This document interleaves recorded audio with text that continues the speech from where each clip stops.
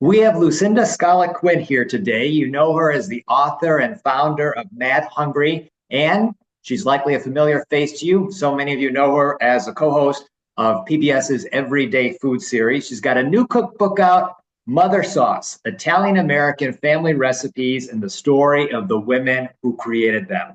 So, Lucinda, what important lessons can we learn from all these Italian ladies? Cook your own food at home. It's affordable.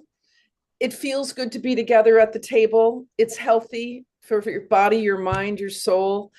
It was done under incredible duress 100 years ago when these women came to America from the southern Italy and Sicily, and they had no choice. And they not only persevered and fed their families, but they created one of the most enduring foodways in modern American cuisine. Every child eats pizza and pasta.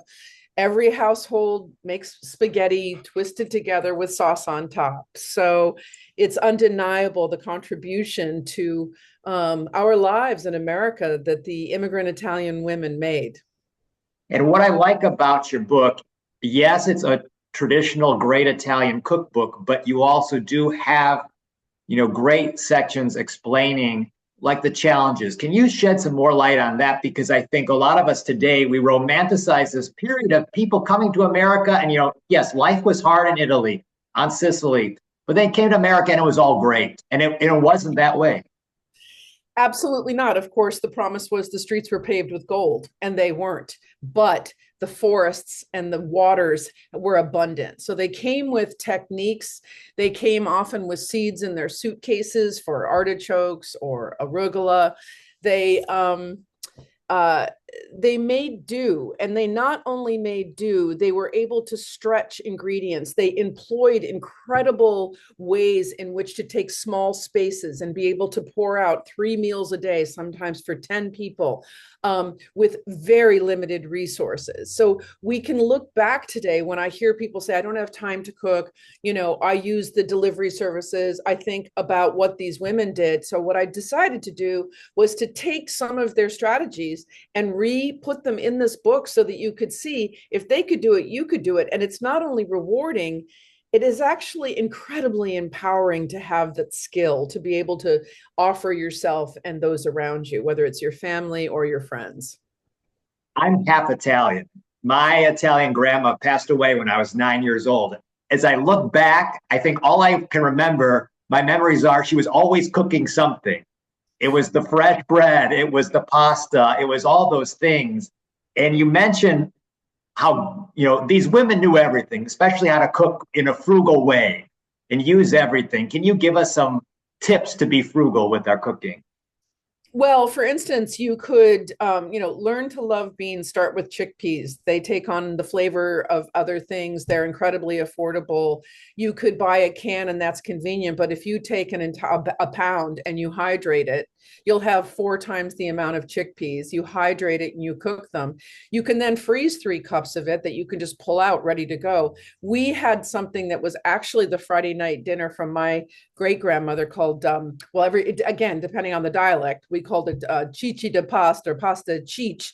And it's basically just you're sauteing olive oil and garlic, red pepper flakes, chickpeas, and then you add some tomatoes and you add some chicken broth. You cook some shells and you mix them together, and the chickpeas nestle inside the shells, and then you just put a little bit of grated cheese on top. That is a way of feeding a group of people affordably, deliciously. So that's the myth also, is that, and I mean, let's face it, Nicholas, food is so expensive nowadays, and going out is so expensive. And you can create such a vibe in your home, by just cooking and just looking back to the old timers and seeing what they did. I mean, they built this unbelievable foodway with the knowledge they came over with.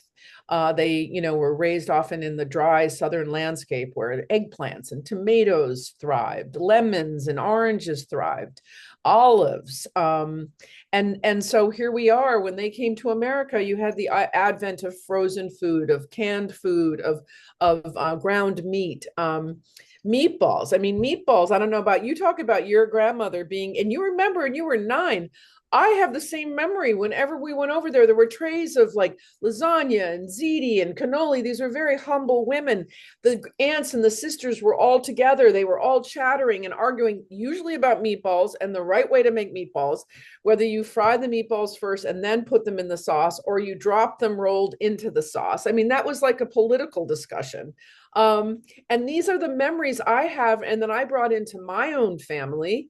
And I wanted my own children to know about these incredible stories and this food. And, we're talking about the stories because a cookbook has to be an experience nowadays, but we have 100 iconic Italian American recipes. I'm not reinventing the wheel. I'm just making the best possible wheel that you can have if you wanted to make a chicken parm or a tiramisu or orecchiette with sausage and broccoli. You'll find those iconic recipes in here, which make it the most incredible Mother's Day gift, because we all, we can all, and I don't, whether you're giving it or receiving it, it's like just having your own little Nona in the kitchen with you. What recipe would you say brings back the most memories for you from the book? I'd have to just say the Sunday sauce, because your grandmother asked you to be there for Sunday dinner. The whole family came. We in families all across America have different stories of this, different varieties of this, but the scent and the taste of the sauce cooking on the stove, whatever meats were in that, is just, it's iconic. And when I smell it, it takes me back. You can do that and just have a bunch of pasta and that's what you serve, or you can have 3 or 4 other dishes, which, some people serve.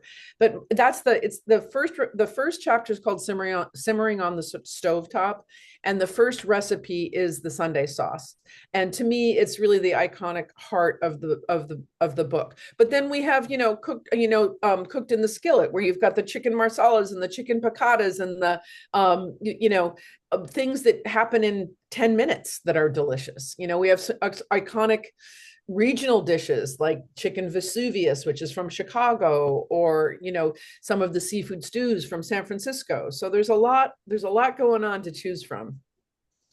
Well, thank you so much, Lucinda. It was great talking with you today. You see that book on your screen right now, Mother Sauce by Lucinda Scala Quinn. Thanks so much. Thank you very much, Nicholas.